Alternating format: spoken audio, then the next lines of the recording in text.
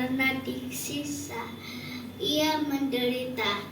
Ia tidak membalas, tapi ia mengampuni sakit yang ia rasakan untuk menebus dosa kita, umat manusia. Sekarang kita merayakan Paskah dengan penuh suka hati.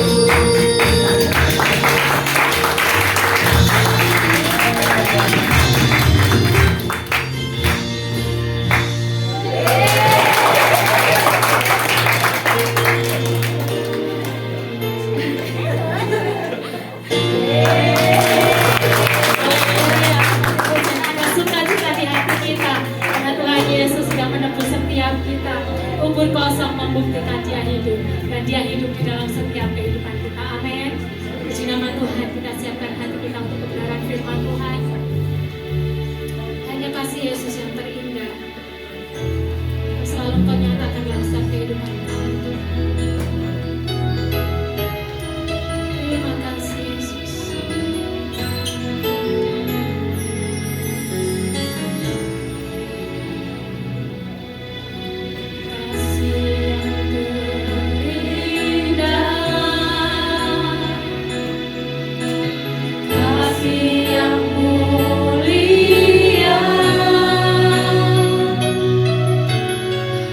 Hanya ku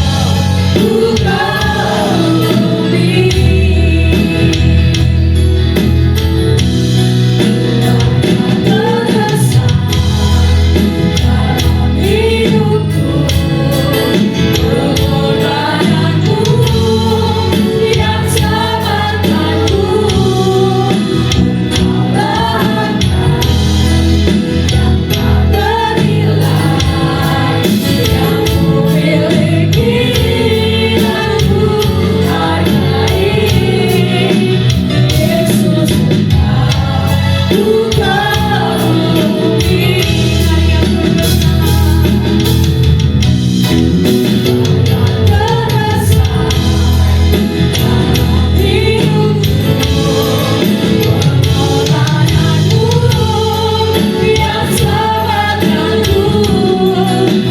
Kaulah yang tak ternilai, yang ku miliki dan ku hargai. Yesus, buka bumi. Mari jemaat siang sendiri katakan karya terbesar. Karya terbesar,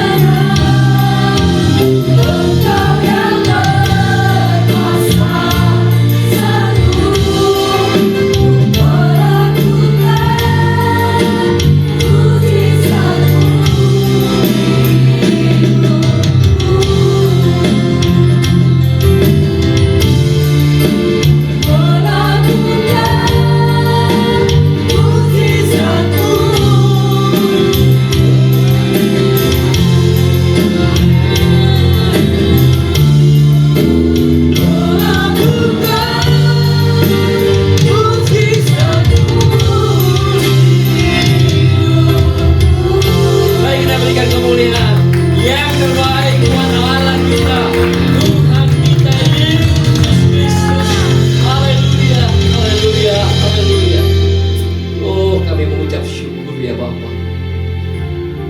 Hati kami limpah dengan syukur, dengan sukacita. Engkau telah menyelamatkan kami.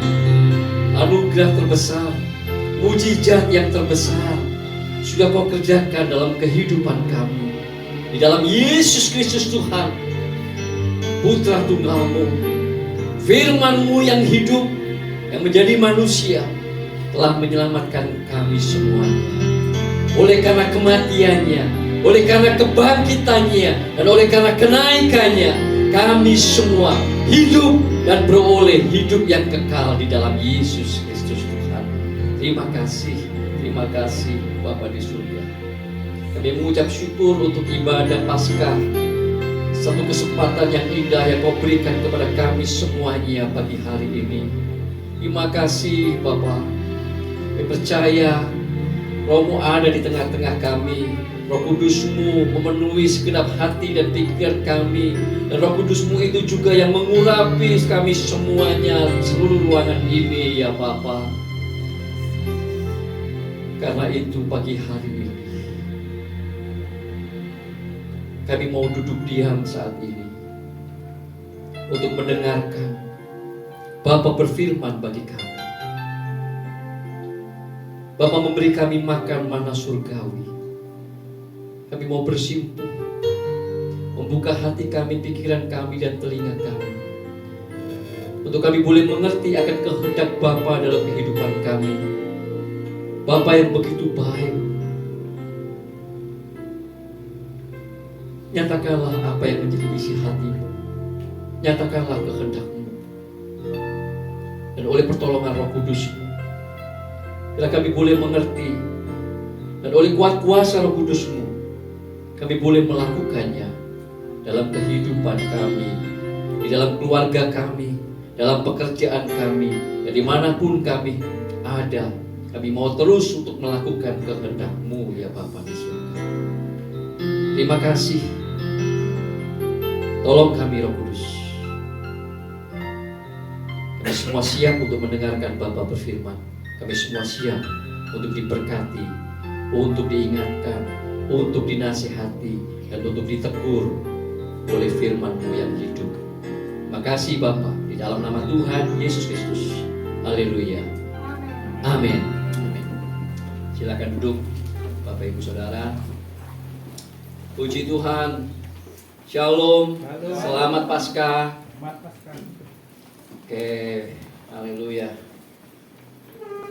Bersyukur kita diberi kesempatan, waktu yang indah untuk kita boleh kembali menikmati ibadah Minggu Paskah satu kali lagi. Bapak Ibu Saudara, itu adalah waktu-waktu yang indah ya. Karena kita tahu bahwa hidup kita itu bukanlah hidup yang panjang. Hidup kita ini adalah hidup yang singkat ya. Kita tidak tahu kapan hidup kita di dunia ini akan berakhir. Nah, Bapak Ibu, pagi ini kita mau melanjutkan ya, menjadi sebuah trilogi dari apa yang sudah saya sampaikan, dimulai dari bagian yang pertama dari Roma 8 ayatnya yang pertama sampai dengan yang ke-17 ya, 17 ya, betul ya.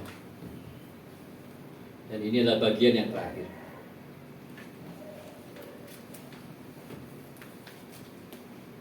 Roma 8 ayat pertama sampai dengan ayat yang ke-17. Dan ini adalah bagian yang terakhir. Hanya satu ayat saja. Nah, itu kabar baiknya Bapak Ibu, hanya satu ayat saja. Roma 8 ayatnya yang ke-17. Hanya satu ayat saja. Tetapi sebelum kita masuk ke satu ayat ini, saya ingin Bapak Ibu semua kita sama-sama membaca. Saya akan membacakan buat Bapak Ibu Saudara 1 Korintus 5. 1 Korintus 15. Nah, kalau tadi Roma 8 ayat 17 cuma satu ayat. Nah, yang ini banyak. Oke. Iya Bapak Ibu Saudara, kita di tempat ini kita mau untuk terus nanti saya belajar akan kebenaran firman Tuhan ya. kita mau terus diubahkan oleh kebenaran-kebenaran firman Tuhan. Oke, 1 Korintus 15. Saya minta Bapak Ibu Saudara nanti membaca seluruh pasal dari 1 Korintus 15 ini. Saya tentu tidak akan membacakan semuanya, tetapi cukup panjang juga yang akan saya bacakan buat Bapak Ibu Saudara. Meskipun saya sudah ambil bagian-bagian yang saya merasa perlu untuk kita sama-sama membacanya di ibadah kita pagi hari ini. Tapi nanti di rumah tolong baca seluruh pasal 1 Korintus 15. Ya. Tema khotbah saya pagi hari ini adalah A Journey to Glory, seperti yang ada di e-flyer. A Journey to Glory, atau bisa juga diberi tema dimuliakan bersama Kristus. Oke. Nah, perhatikan baik-baik, saya akan membacakannya. 1 Korintus 15. Perhatikan ya, saya tidak akan baca semuanya, tetapi tentu saya akan mengambil bagian-bagian cukup panjang sampai dengan ayatnya yang ke-58. Saya akan membacakannya dari Alkitab TB2, dimulai dari perikop kebangkitan Kristus, kemudian nanti kita masuk dalam perikop kebangkitan kita, kemudian nanti ada perikop kebangkitan tubuh. Kita hari ini memperingati Minggu Paskah, kebangkitan Kristus. Sekarang saudara-saudara, aku mau mengingatkan kamu kepada Injil yang aku beritakan kepadamu dan yang kamu terima dan yang di dalamnya kamu teguh berdiri. Melalui Injil itu kamu diselamatkan seperti yang telah kuberitakan kepadamu, asal kamu teguh berpegang kepadanya, kecuali kalau kamu telah sia-sia saja menjadi percaya. Perhatikan ya. Sebab yang sangat penting telah kusampaikan kepadamu, yaitu apa yang telah kuterima sendiri, ialah bahwa Kristus telah mati karena dosa-dosa kita sesuai dengan kitab suci, bahwa ia telah dikuburkan dan bahwa ia telah dibangkitkan pada hari ketiga sesuai dengan kitab suci, bahwa ia telah menampakkan diri kepada Kefas dan kemudian kepada ke-12 muridnya. Sesudah itu ia menampakkan diri kepada lebih dari 500 saudara sekaligus. Kebanyakan dari mereka masih hidup sampai sekarang, sampai pada waktu Rasul Paulus menuliskan surat ini. Tetapi beberapa di antaranya telah meninggal.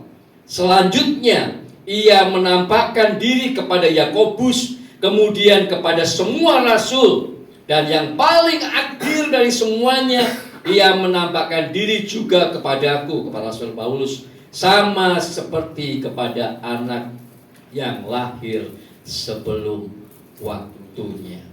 Jadi kematian dan kebangkitan Kristus itu bukanlah cerita karangan, bukanlah halusinasi dari para murid.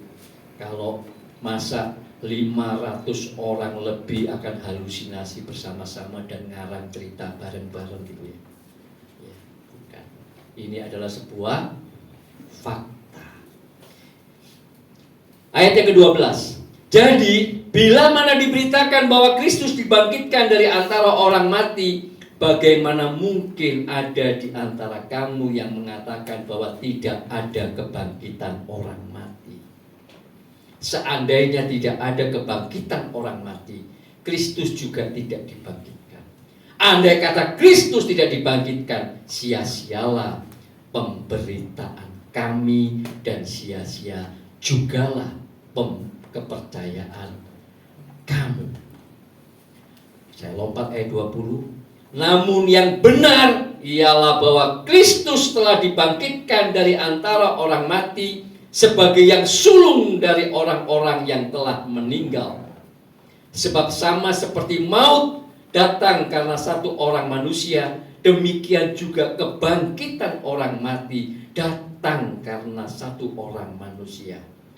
Sebab sama seperti semua orang mati dalam persekutuan dengan Adam, demikian pula semua orang akan dihidupkan dalam persekutuan dengan Kristus. Namun tiap-tiap orang menurut urutannya. Kristus sebagai buah sulung, sesudah itu mereka yang menjadi miliknya pada waktu kedatangannya. Apakah saudara dan saya adalah milik Kristus? Amin. 2 minggu yang lalu kita sudah membahas siapakah orang-orang yang milik Kristus itu. Memiliki roh Kristus.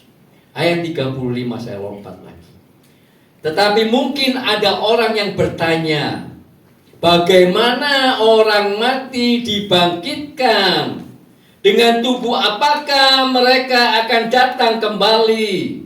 Ayat 36. Hai orang bodoh, apa yang engkau sendiri taburkan tidak akan tumbuh dan hidup kalau tidak mati dahulu. Yang engkau taburkan bukanlah tubuh tanaman yang akan tumbuh, tetapi bijinya saja, umpamanya biji gandum atau biji yang lain. Namun Allah memberikan kepadanya suatu tubuh seperti yang dikehendakinya. Ia memberikan kepada tiap-tiap biji tubuhnya sendiri. Bukan semua daging sama. Daging manusia lain daripada daging binatang, lain daripada daging burung, lain daripada daging ikan. Ayat 40. Ada tubuh surgawi dan ada tubuh duniawi. Tetapi kemuliaan tubuh surgawi lain daripada kemuliaan tubuh duniawi. Kemuliaan matahari lain daripada kemuliaan bulan, dan kemuliaan bulan lain daripada kemuliaan bintang-bintang, dan kemuliaan bintang yang satu berbeda dengan kemuliaan bintang yang lain. Demikianlah pula halnya dengan kebangkitan orang mati. Tubuh yang ditaburkan dalam kebinasaan dibangkitkan dalam ketidakbinasaan. Yang ditaburkan dalam kehinaan dibangkitkan dalam kemuliaan. Yang ditaburkan dalam kelemahan dibangkitkan dalam kekuatan. Yang ditaburkan adalah tubuh alami, yang dibangkitkan adalah tubuh rohani. Jika ada tubuh alami, ada pula tubuh rohani. Seperti ada tertulis, manusia pertama Adam menjadi makhluk hidup, tetapi Adam yang terakhir, yaitu Yesus Kristus, menjadi roh yang menghidupkan. Tetapi yang mula-mula datang bukanlah yang rohani, tetapi yang alami. Kemudian barulah datang yang rohani. Manusia pertama berasal dari debu tanah. Manusia yang kedua, Yesus Kristus namanya, berasal dari surga. Mereka yang dari debu sama dengan dia yang dari debu, dan orang-orang surgawi sama dengan dia yang dari surga. Sama seperti kita telah memakai rupa dia, rupa Adam yang dari debu, yang akan mati, yang akan dikuburkan, yang akan ditanam. Demikian pula kita kelak akan memakai rupa dia yang surgawi.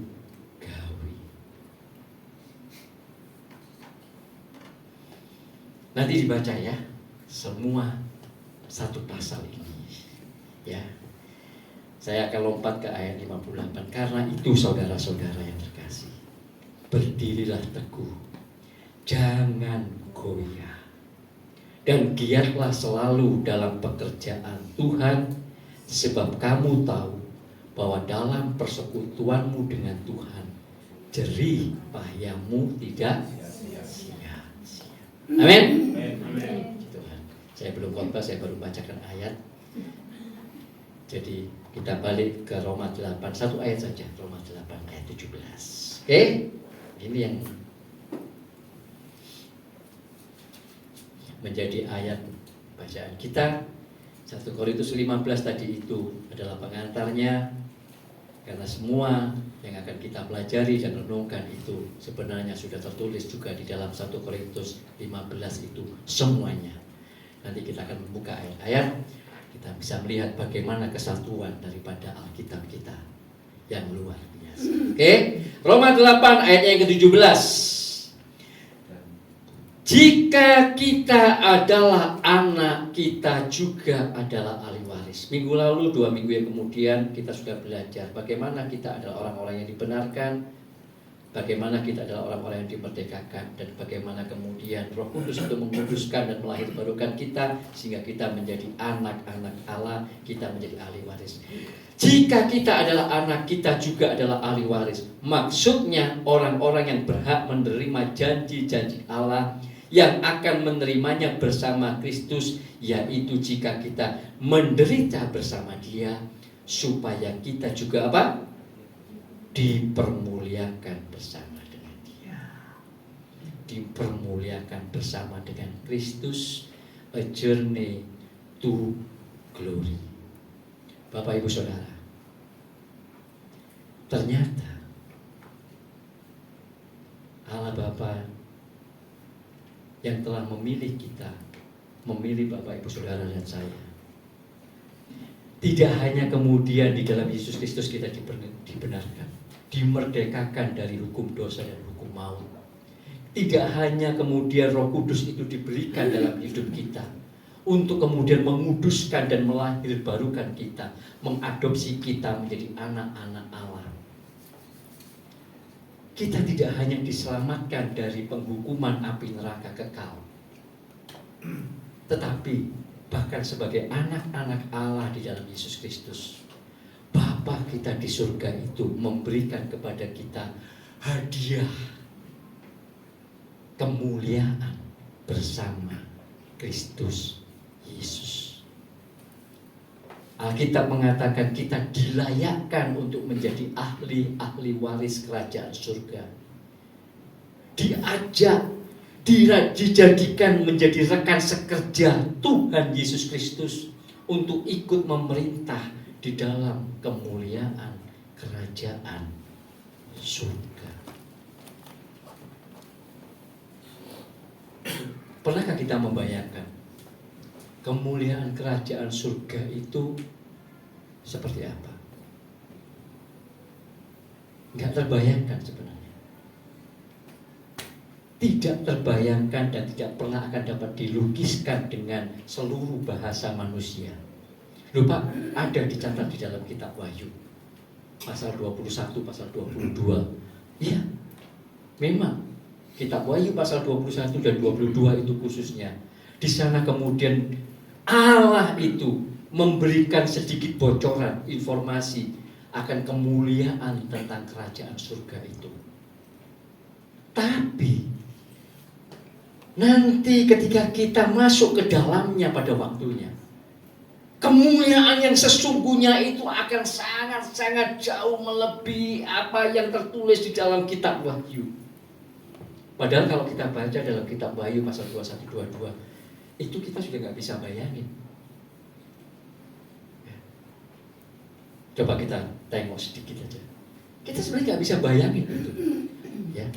Bagaimana di dalam Wahyu 21 dikatakan di sana bahwa kota Allah yang kudus itu, Yerusalem yang baru itu turun dari surga, dari Allah, berhias bagaikan pengantin yang perempuan yang berdandan untuk suaminya, penuh dengan kemuliaan. Kota itu, ya, dikatakan bahwa di sana Yerusalem baru itu pintu gerbangnya dari mutiara utuh. Kota ayat 11, kota itu penuh dengan kemuliaan Allah, cahayanya sama seperti permata yang paling indah, bagaikan permata yaspis jernih seperti kristal, temboknya besar dan tinggi, pintu gerbangnya ada 12 buah, di atas pintu-pintu gerbangnya itu ada 12 malaikat. Di sebelah timur ada 3 pintu gerbang, di sebelah utara 3 pintu gerbang, di sebelah selatan 3 pintu gerbang, di sebelah barat 3 pintu gerbang. Tembok kotanya mempunyai 12 batu dasar, ya, yang terdiri dari permata-permata. Dikatakan dasar tembok kota itu dihiasi dengan segala jenis permata. Dasar yang pertama batu yaspis, batu nilam, batu mira, batu zamrud, batu unam, batu sardis, dan semuanya laswardi. Ke-12 pintu gerbangnya adalah 12 mutiara. Setiap pintu gerbang terdiri dari satu mutiara. Jalan-jalan kota itu dari emas murni bagaikan kaca bening. Ini baru bocoran informasi sedikit dari kemuliaan kerajaan surga. Belum lagi kemudian ada Allah, terang yang tak terhampiri, dan kita melihat Yesus Kristus yang begitu mulia. Yang kemudian dikatakan di sana kita tidak perlu lagi matahari dan bulan, karena kemuliaannya menerangi itu selama-lamanya. Tidak terbayangkan, tidak bisa dilukiskan dengan bahasa manusia. Ya. Kemuliaan yang akan dialami oleh orang-orang percaya yang sudah diadopsi menjadi anak-anak Allah, yang memiliki roh Kristus, yang dikatakan dalam Roma 8 tadi ayat 17 kemudian dilayakkan untuk menjadi ahli-ahli waris kerajaan, menjadi rekan sekerja Tuhan Yesus Kristus, memerintah di dalam kemuliaan kerajaan surga. Itu sungguh-sungguh dahsyat, sungguh-sungguh luar biasa. Bapak, Ibu, Saudara, kalau kita sebagai orang percaya di dalam Tuhan Yesus Kristus tidak memasukkan ini dalam hati kita, membuat ini menjadi sebuah penghayatan yang tebal, semakin tebal setiap hari dalam hidup kita, saya khawatir kemuliaan dunia ini bisa menghanyutkan kita. Ya. Oke, kita akan belajar nanti bagaimana untuk kita bisa sampai, untuk kita bisa mengalami, untuk kita bisa menikmati, untuk kita kemudian bisa hidup di dalam kemuliaan kerajaan surga itu. Yang sesungguhnya lebih ajaibnya lagi, kemuliaan yang akan kita alami di dalam kerajaan surga yang kekal nanti itu bersifat progresif. Paham maksud saya? Kalau kita datang misalnya ke satu pulau yang indah, misalnya di Pulau Lombok misalnya, atau di Pulau Bali misalnya, ada satu tempat yang begitu kita datang, gitu ya, kita kagum, oh ini tempat indah sekali ya, luar biasa indahnya gitu kan. Tapi begitu kan kita 1 jam di situ, 2 jam di sini, 3 jam di situ, apakah ada keindahan yang berubah? Tidak ada, ya statis. Ya begitu itu, dari mulai sejak kita datang tadi kita kagum, wow.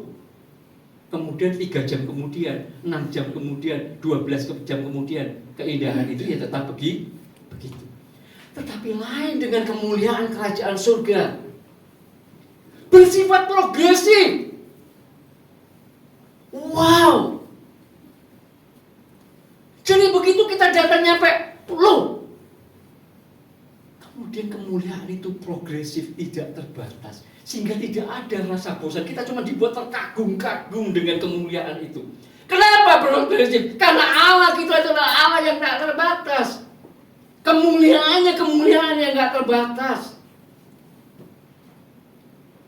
Jadi begitu kita masuk dan kemudian kita di situ, kita akan terus menikmati kemuliaan yang semakin besar, semakin besar, semakin besar, enggak terbatas.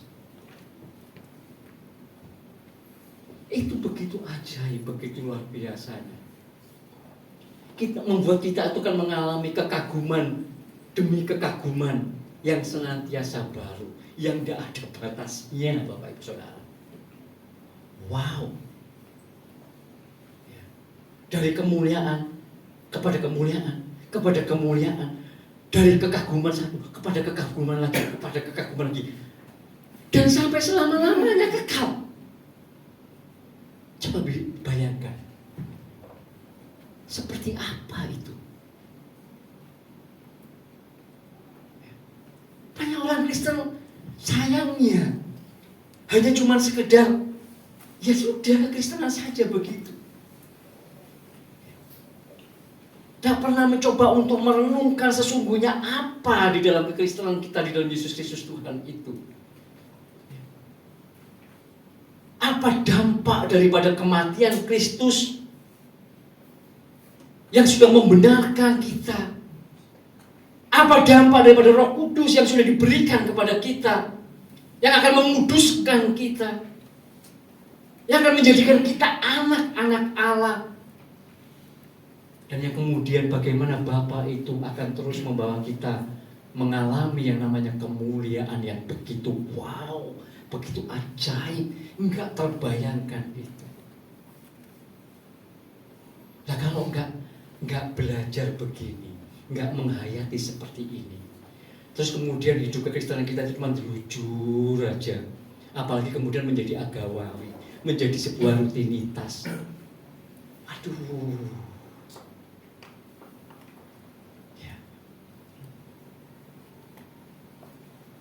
Bapak Ibu Saudara, sebelum saya masuk ke pembahas ya, saya itu beberapa waktu yang lalu ketemu dengan seseorang.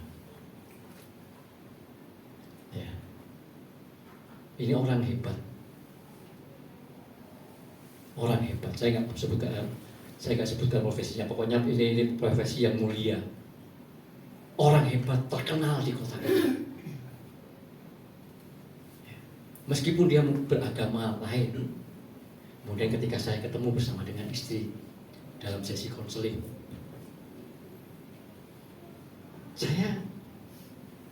karena mereka punya persoalan, problem suami istri,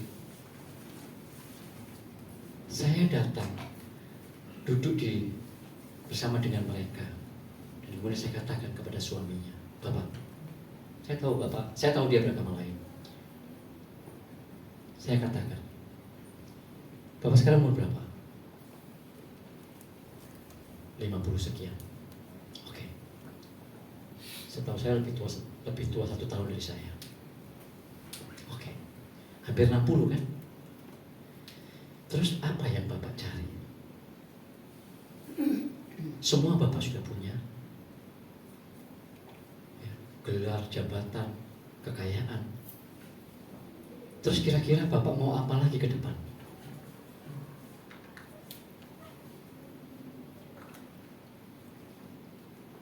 Kira-kira terpikir nggak sama Bapak?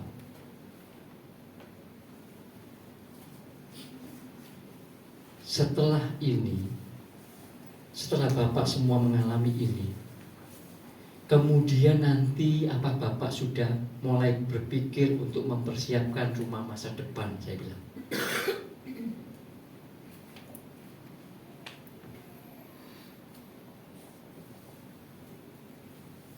Dia mulai merenung. Dia agama lain. Saya tahu dari istri saya, karena sebelumnya istrinya 3-4 kali sudah dalam sesi konseling, dan kemudian biasanya kalau itu adalah sesi konseling suami istri, maka nanti ada sesi konseling berdua, dan kemudian saya bersama dengan istri. Maka di sesi itu,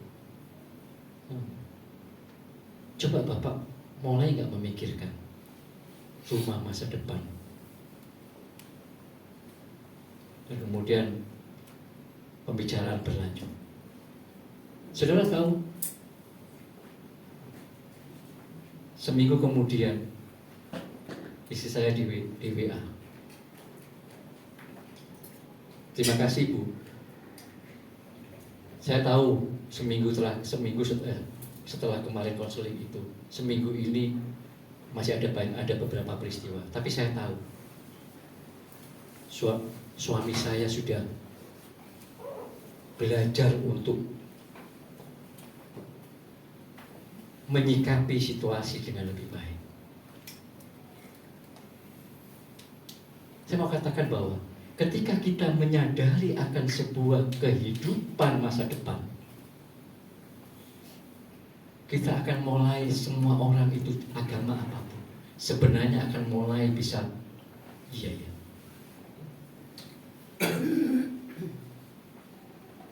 Tetapi hebatnya lagi kita sebagai orang Kristen, di dalam Yesus Kristus, Alkitab kita sudah ngomong, menjadi sebuah kepastian bahwa ketika kita ada di dalam Kristus, masa depan kita itu adalah akan masuk dalam sebuah kemuliaan kerajaan surga yang luar biasa, ajaib dan wow. Sementara yang lain mereka tidak tahu. Moga-moga tidak tahu. Kemuliaan surgawi atau nirwana atau disebut apapun itu seperti apa, hanya Alkitab mencatatnya. Bahwa surga itu bukan sebuah tempat untuk roh, tapi surga itu adalah sebuah tempat di mana kita bisa berinteraksi, kita punya tubuh kemuliaan.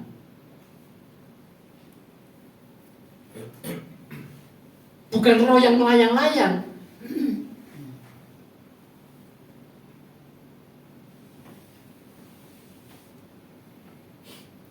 Maka betapa luar biasanya ketika tadi Wahyu 21-22 itu dikatakan sebagai kota yang turun, Yerusalem baru itu. Bagaimana dasar kota itu, bagaimana temboknya, bagaimana pintu gerbangnya. Pak, itu alegori? Enggak.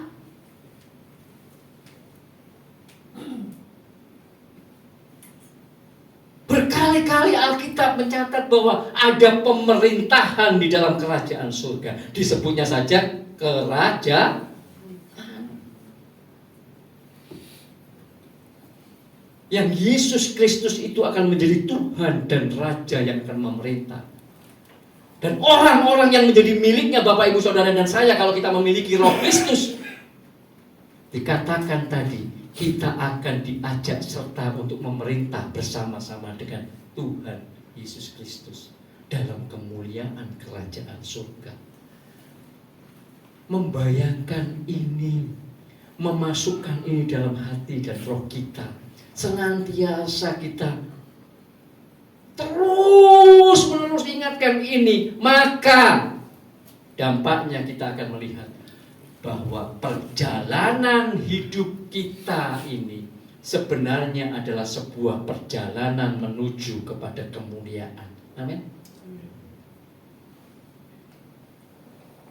Jadi perjalanan kita ini adalah sebuah perjalanan menuju kemuliaan kerajaan surga.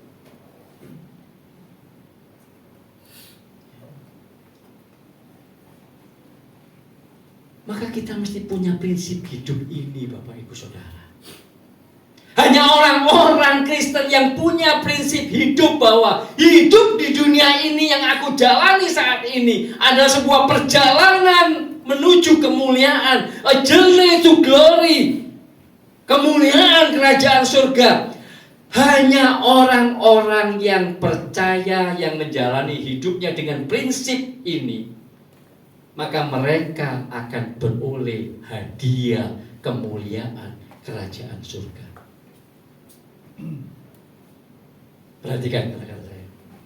Hanya orang-orang percaya, orang-orang di dalam Yesus Kristus yang menjalani hidupnya di dunia ini saat ini dengan prinsip bahwa hidup ini adalah sebuah perjalanan menuju kemuliaan, a journey to glory, kerajaan surga kekal. Mereka lah yang akan beroleh hadiah kemuliaan kerajaan surga. Bukan upah ya. Ini hadiah. Hadiah yang Allah Bapa berikan bagi orang-orang percaya, bagi kita di dalam Yesus Kristus. Karena kalau upah itu kalau saya kerja saya dapat upah gitu kan. Ya. Jadi kalau saya kerja dengan lebih keras lagi, saya kerja dengan lebih giat lagi, maka saya bisa menuntut untuk upahnya lebih besar. Di sini dengan Bapa di surga kita tidak bisa nuntut apa-apa. Itu adalah hadiah dari Bapa. Apa yang kita tuntut? Wong semuanya Dia yang kerjakan dari awal. Inisiatif Dia menyelamatkan kita, Dia memberikan putra tunggalnya, firman-Nya yang menjadi manusia, Yesus Kristus itu mati di atas kayu salib. Bukan kita. maka kita nggak layak untuk mengatakan, Bapak aku sudah bekerja dengan lebih keras. Seperti misalnya dalam perumpamaan tentang pekerja-pekerja di ladang, yang dari pagi dapat 1 dinar, yang datang jam 9 dapat 1 dinar, yang datang jam 11 dapat 1 dinar, yang datang siang, yang datang menjelang sore pun dapat 1 dinar. Dan kemudian yang datang dari pagi mengatakan, kami dari pagi, masa kami disamakan dengan yang datang sore?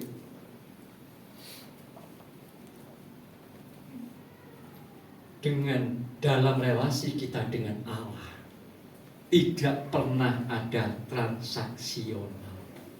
Yang ada adalah relasio.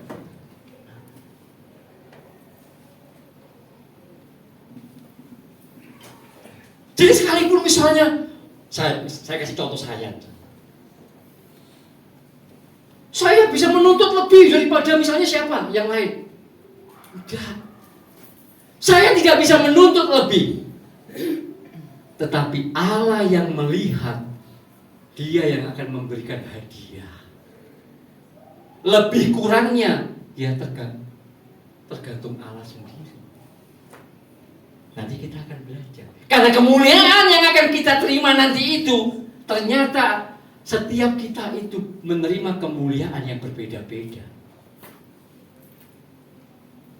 Tapi bukan karena kita, karena Allah yang melihat dan kemudian Dia memberikan hadiah yang berbeda-beda kepada masing-masing kita.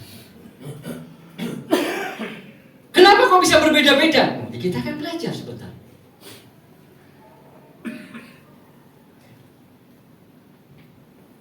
Tapi kita yang pertama adalah kita mesti menjadi orang-orang percaya yang kita menjalani hidup di dunia ini dengan sebuah prinsip. Hidup yang kujalani hari ini adalah sebuah perjalanan menuju kemuliaan kerajaan surga. Itu. Jangan sampai kemudian kita punya prinsip, aku cuma akan sekedar mati sampai di kuburan. No. Tidak. Perjalanan kita adalah perjalanan menuju kemuliaan. Nah, kalau orang punya prinsip hidup yang demikian, punya prinsip hidup bahwa hidup ini adalah perjalanan menuju kemuliaan kerajaan surga, maka mereka pasti menolak kemuliaan kerajaan dunia oleh karena kebenaran. Pasti. Coba lihat Lukas 4 ayat 5 dan 7.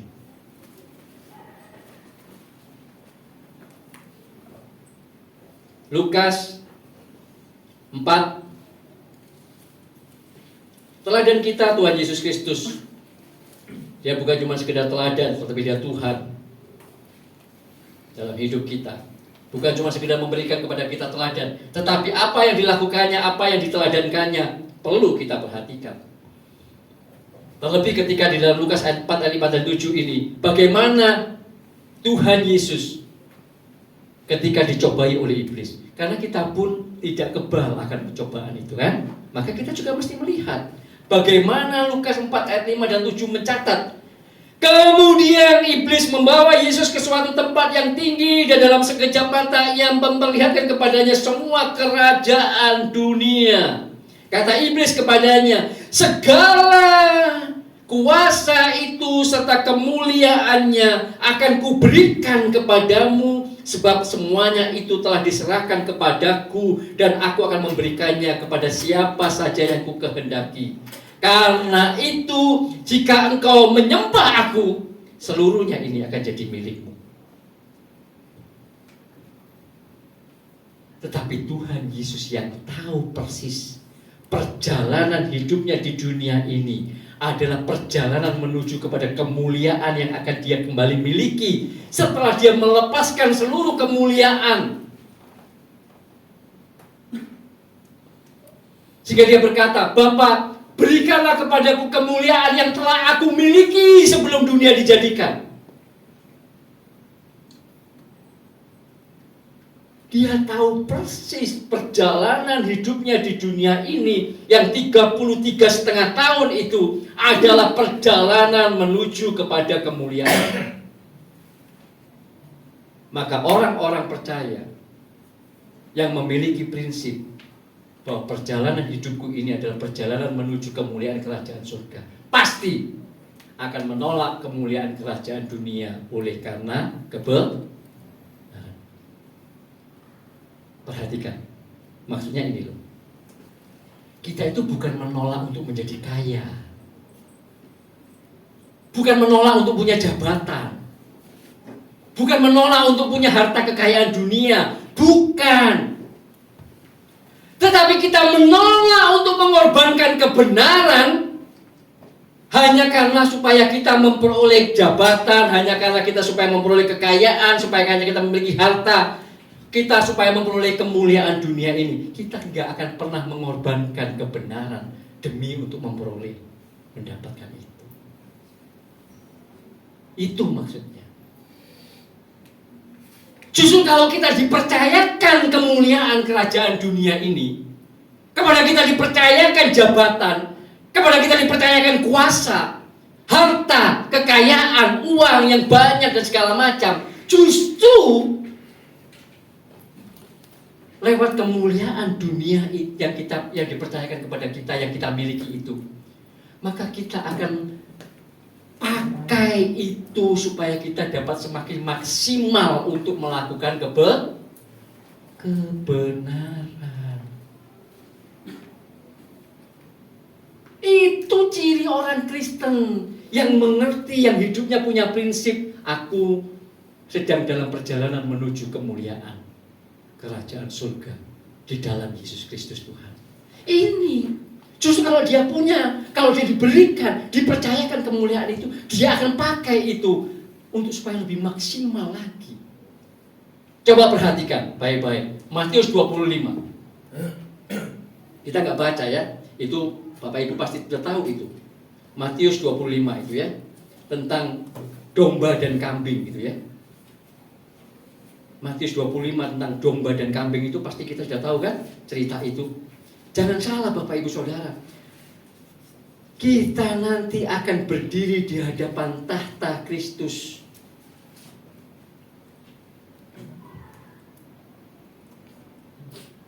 Dan kemudian apakah kita domba, apakah kita kambing? Oh saya domba Pak. Kalau ada domba, kalau kita ini domba, maka perhatikan ayat yang ke-31 dan sampai dengan 46 itu kan penghakiman terakhir judul perikopnya. Kemudian dia memisahkan domba itu di sebelah kanan, ya kan? Kambing itu di sebelah kiri, dan dia berkata kepada domba-domba yang di sebelah kanan, ketika aku lapar kamu memberi aku makan, ketika aku di penjara kamu mengunjungi aku, ketika aku tidak punya pakaian kau memberi aku pakaian, ketika aku haus kau memberikan aku minum.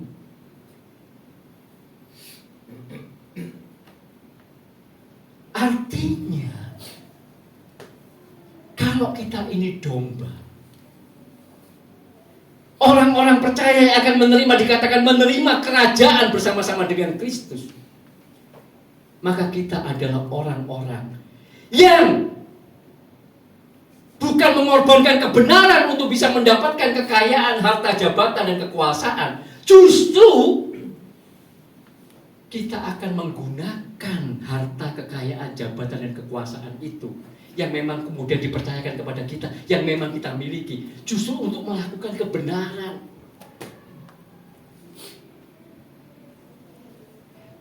Itu maksudnya menolak kemuliaan kerajaan dunia oleh karena kebenaran.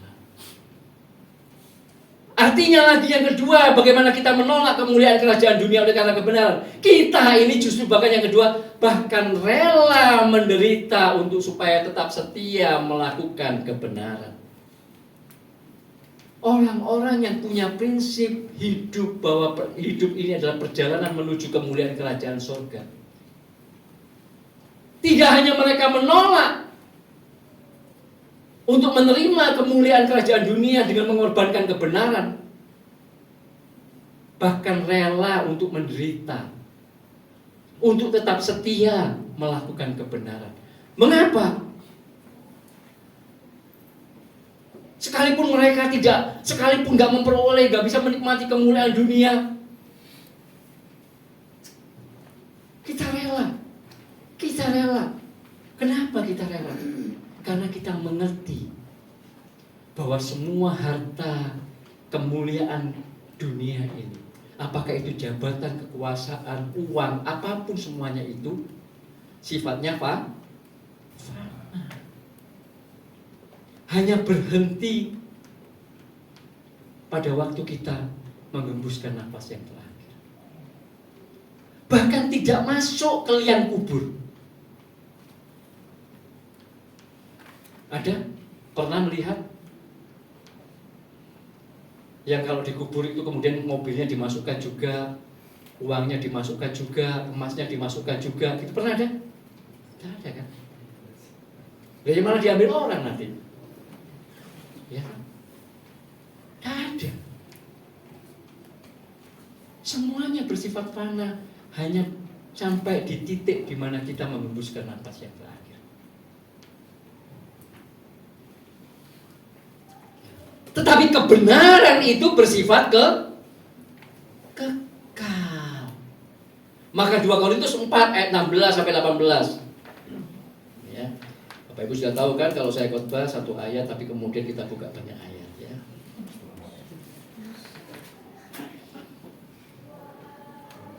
Loh iya kan kita mau belajar Alkitab toh? Iya. Bapak Ibu tidak datang untuk kemudian mendengarkan saya dongeng kan? Enggak toh. Ya, kan kita mau belajar Alkitab. Ya, 2 Korintus 4 ayat 16 sampai 18. Kenapa kita rela untuk menderita? Kenapa kita rela untuk tetap setia melakukan kebenaran? 2 Korintus 4 ayat 16 sampai 18 berkata begini. Sebab itu aku menasihatkan kamu, turutilah teladanku. Justru itulah sebabnya. 2 Korintus salah ini. Saking semangatnya. Nah ini 2 Korintus 4 ayat 16-18. Sebab itu kami tidak tawar hati, tetapi meskipun manusia lahiriah kami semakin merosot, sekalipun semakin tua, semakin keriput, manusia batinia kami diperbaharui dari hari ke hari.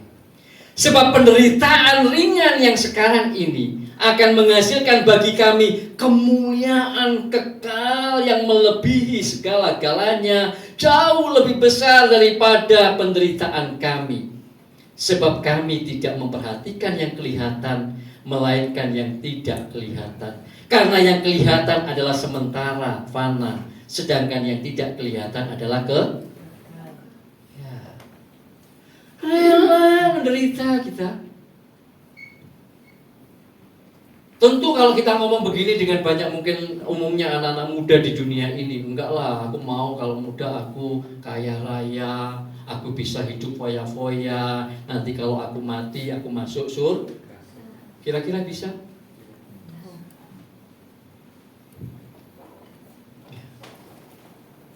Nah, orang-orang percaya harus diperlengkapi sebagaimana Kristus sudah memberikan teladan, memberikan contoh. Bagaimana dia berjalan menuju kemuliaan, dan itu adalah lewat salib. Sehingga kita bisa mengenal no crown without cross. Kita rela untuk menderita. Dalam 1 Petrus 5 dikatakan, aku telah meninggalkan teladan bagimu, ikutlah menderita. Ya kan? Jadi kita mesti memperlengkapi diri untuk itu. Makanya di khotbah 2 minggu yang lalu saya katakan, semuanya ini nggak bisa kita lakukan kalau kita nggak memiliki spirit gairah Kristus di dalam diri kita, memiliki roh Kristus. Tak mungkin Kristus yang rela mengosongkan dirinya, meninggalkan kemuliaannya, taat sampai mati di atas kayu salib. Maka kita pun juga mesti memiliki semangat yang sama. Aku rela. Kalau memang harus mengorbankan kebenaran untuk bisa dapat jabatan, untuk bisa dapat kekayaan, untuk bisa dapat ini dan itu, kemuliaan dunia ini, no. Lebih baik aku jalani hidup begini aja. Toh ini cuma 70 tahun, mungkin 80 tahun, toh setelah itu selesai. Tidak sebanding dengan kemuliaan yang kekal selama-lamanya. Enggak sebanding. Makanya berulang kali saya ngomong dengan anak saya. Bukan berarti saya kemudian membuat mereka tidak termotivasi. Enggak, saya terus motivasi mereka untuk mereka melakukan apa yang harus mereka lakukan sesuai dengan talenta yang Tuhan berikan dalam hidup mereka. Maksimalkan, nak. Tetapi satu hal, bukan untuk uang. Bukan untuk uang. Ketika kamu sudah memaksimalkan talenta apa yang menjadi kehendak Tuhan dalam hidupmu, percaya saja, Tuhan akan melihat dan Tuhan akan mempercayakan kepadamu bagian yang memang menjadi bagianmu. Tidak akan kere, tidak akan pernah minta-minta anak-anak Tuhan.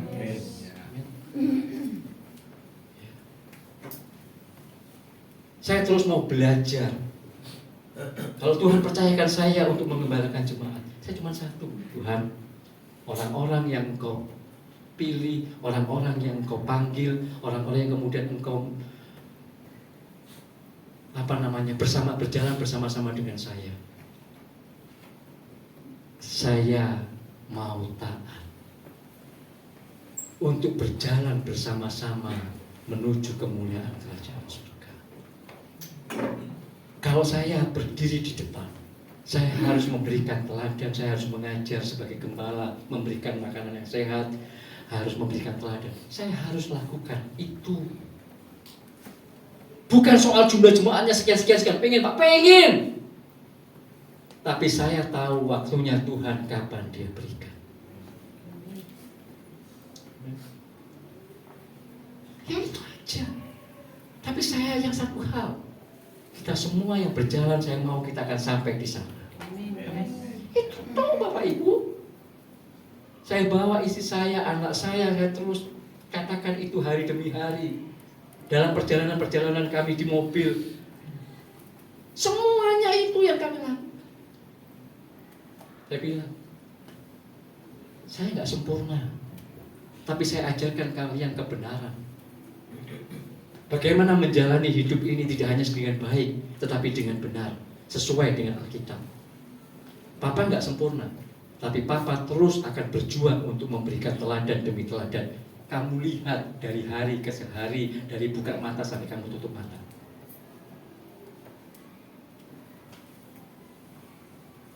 Bukan soal berapa uang yang kita miliki. Memang kita butuh uang di dunia ini. Yes. Bahkan kencing pun kita mesti bayar pakai uang. Iya. Tetapi uang jangan sampai menjadi segalanya bagi kita sehingga kita korbankan kebenaran hanya karena uang. Oke. Mana rela untuk menderita? Rela untuk menderita. Jadi sekali lagi, orang-orang percaya yang memang sungguh-sungguh hidupnya di dunia ini adalah berprinsip untuk menjadi sebuah perjalanan menuju kemuliaan kerajaan surga. Mereka pasti akan menolak kemuliaan kerajaan dunia ini oleh karena kebenaran. Pasti. Tadi sudah saya jelaskan kan? Dua artinya. Bukan menolak kekayaan, bukan menolak jadi kaya, bukan menolak tidak punya uang, bukan. Tapi kalau itu mengorbankan kebenaran, no. Justru kalau kita punya uang, kita pakai itu untuk memaksimalkan kebenaran. Ya kan? Dua, bahkan kita rela menderita, tetap setia untuk supaya bisa melakukan kebenaran. Kenapa? Karena kita punya, aku lebih mau berjalan dengan melihat apa yang tidak kelihatan. Karena itu bersifat kekal. Harta kekayaan apapun itu bersifat fana, sementara. Oke? Dan yang terakhir, nah ini yang terakhir ya. Yang terakhir. Tadi saya sudah katakan, kemuliaan yang akan kita terima sebagai hadiah dari Allah itu berbeda-beda, Bapak Ibu Saudara. Berbeda-beda. Jadi tidak mungkin sama. Nanti kalau sama, loh mosok sih Pak? Terus kemudian nanti semuanya kita itu menerima kemuliaan yang sama. Enggak. Hadiah kemuliaan yang dari Bapa yang diberikan kepada kita itu berbeda-beda. Kita bisa lihat bagaimana dalam Matius, kalau dibuka nanti waktunya panjang. Matius 25 tentang talenta. Bagaimana Allah itu kemudian memberikan kepada kita talenta-talenta yang tidak saja berbeda-beda, tetapi jumlahnya juga berbeda. Siapa yang memberikan? Allah dalam kasih karunia-Nya. Itu dalam Matius 25. Tapi kalau kemudian kita lihat lagi dalam Lukas 19 perumpamaan tentang uang mina, Allah memberikan talenta yang sama, memberikan uang mina yang sama, masing-masing kepada 10 orang hambanya itu diberikanlah kepadanya 10 mina. Dan kemudian mereka mengerjakannya. Jumlah minanya sama, tetapi kemudian orang-orang itu, hamba-hambanya itu menghasilkan berbeda-beda. Dan kemudian kita lihat dalam Lukas 19 itu, kemudian ada yang dipercayakan 2 kota, ada yang dipercayakan 5 kota, ada yang dipercayakan 10 kota.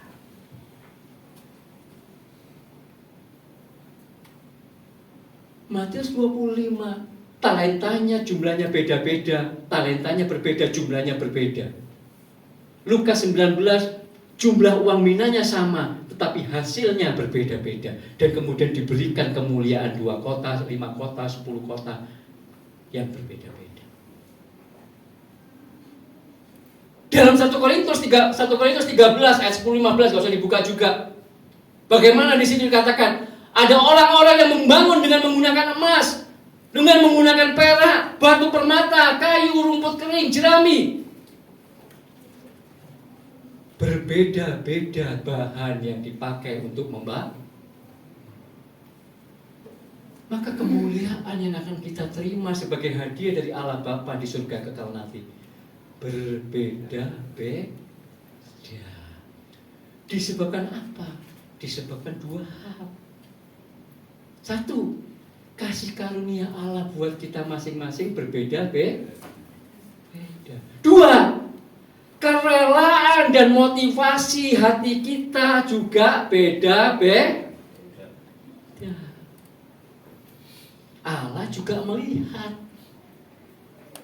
bagaimana kerelaan kita, bagaimana motivasi hati kita. Sama-sama aku memberikan 10 juta, memberikan 100 juta, memberikan 200 juta, tetapi kerelaannya, motivasinya beda, maka hadiahnya juga beda.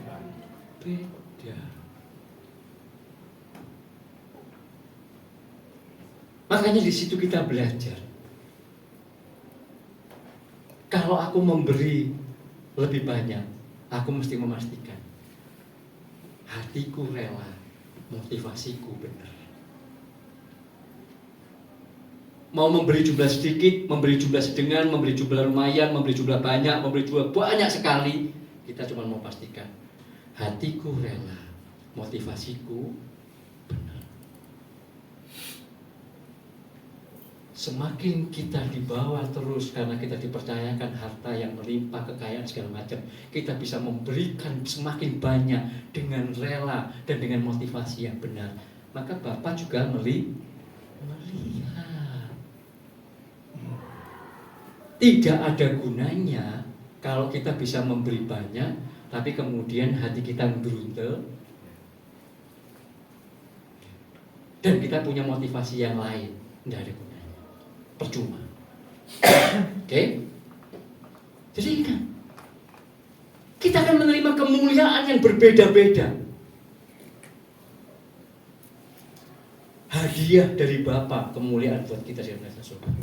Tetapi Bapak Ibu Saudara, kalau kita memahami kebenaran-kebenaran ini, kalau kita sungguh-sungguh mau meresponi dengan bersedia memberi diri kita, memberi hidup kita untuk dipimpin Roh Kudus, semakin dikuduskan dari hari ke hari, semakin hari kita semakin serupa dengan Kristus, anak Allah yang sempurna itu, karena kita pun sudah diadopsi menjadi anak-anak Allah. Kita memberi hidup kita memberi diri kita seluruhnya untuk bisa menjalani seluruh proses keselamatan kita. Maka hidup ini akan menjadi sebuah perjalanan menuju kemuliaan kekal kerajaan surga buat kita. Amin.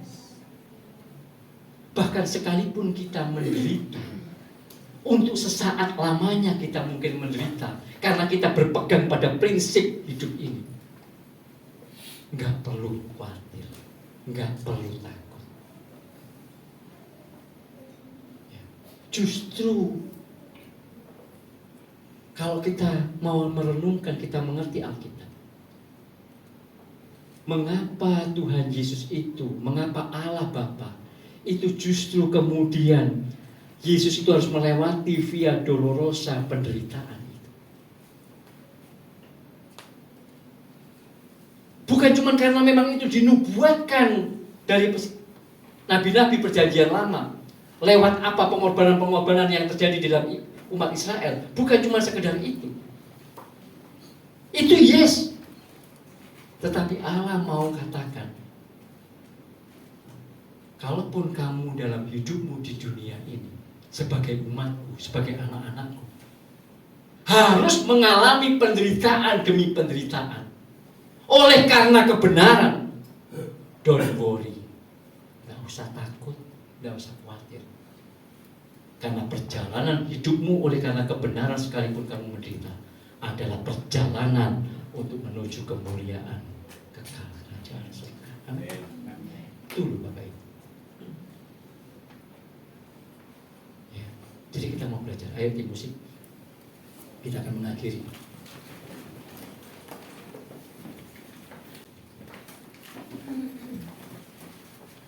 Ibadah kita pada pagi hari ini. Satu ayat, 3 ayat mungkin ya, kita baca sama-sama dalam 1 Petrus 5 yang menjadi ayat terakhir. Kita akan baca bersama-sama sebelum kita kemudian mengakhiri ibadah kita. 1 Petrus 5 ayatnya yang ke-8 sampai dengan yang ke-11.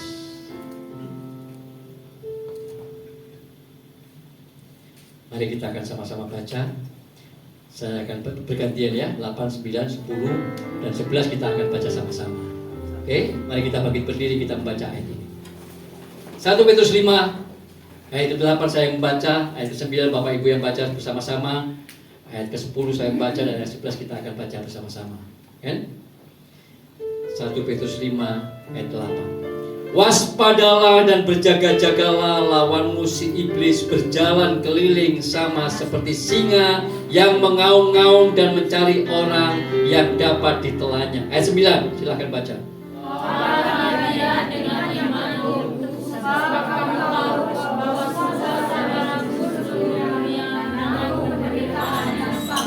Ayat 10, Allah sumber segala anugerah yang telah memanggil kamu dalam Kristus kepada kemuliaannya yang kekal, akan melengkapi, meneguhkan, menguatkan dan mengokohkan kamu sesudah kamu menderita untuk sementara. Ayat 11, Dialah yang punya kuasa sampai selama-lamanya.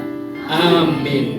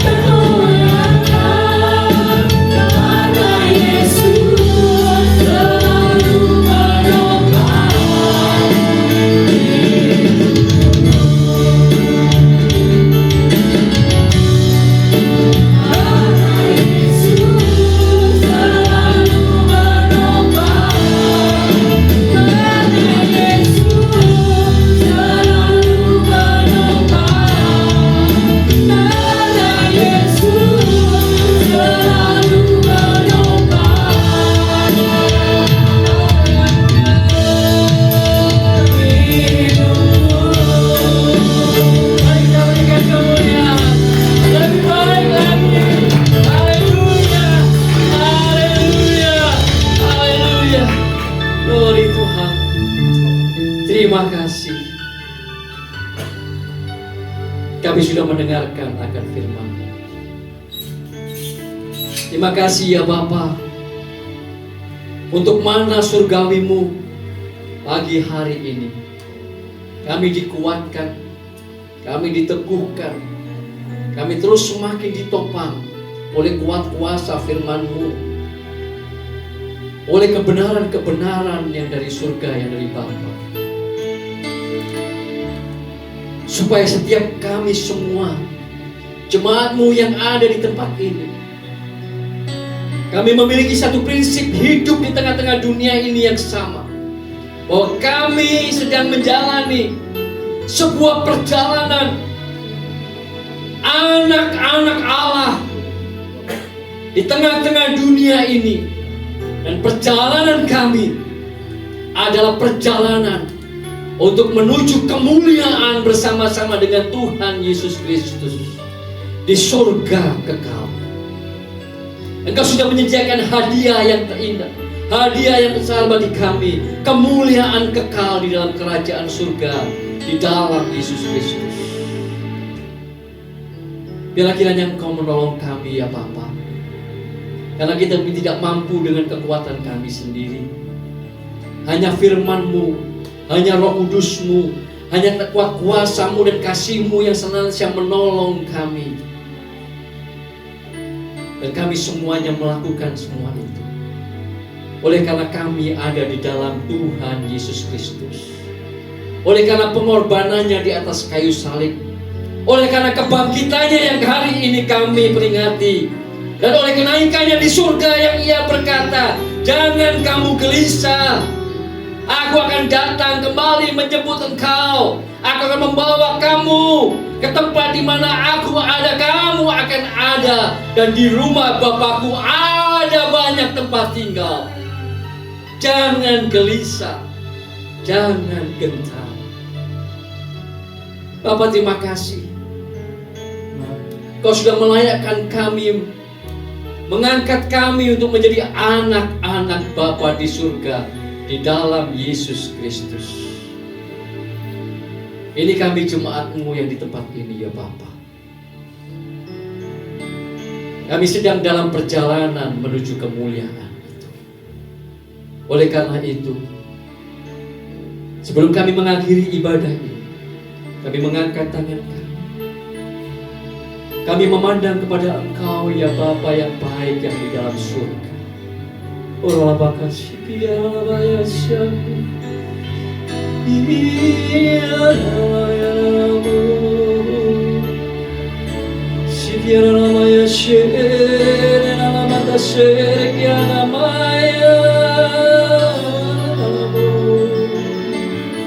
Haleluya, haleluya. Jemaat yang dikasihi Tuhan, Bapak Ibu Saudara, terimalah anugerah berkat-berkat yang terbaik yang dari Bapa di surga. Turun dalam hidupmu, dalam keluargamu, dalam pekerjaanmu, dalam setiap langkah-langkah dan apapun yang dikerjakan oleh tanganmu akan senantiasa disertai dengan berkat-berkat yang dari Bapa di surga.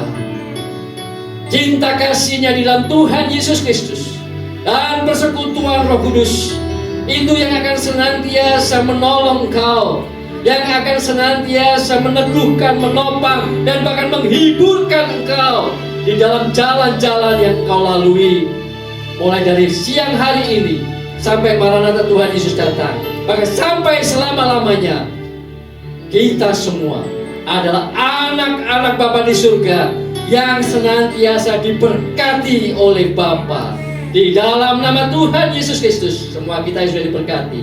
Sama-sama kita katakan, amin. Berkati. Ya, Bapak Ibu Saudara, minggu depan kita akan ada perjamuan kudus.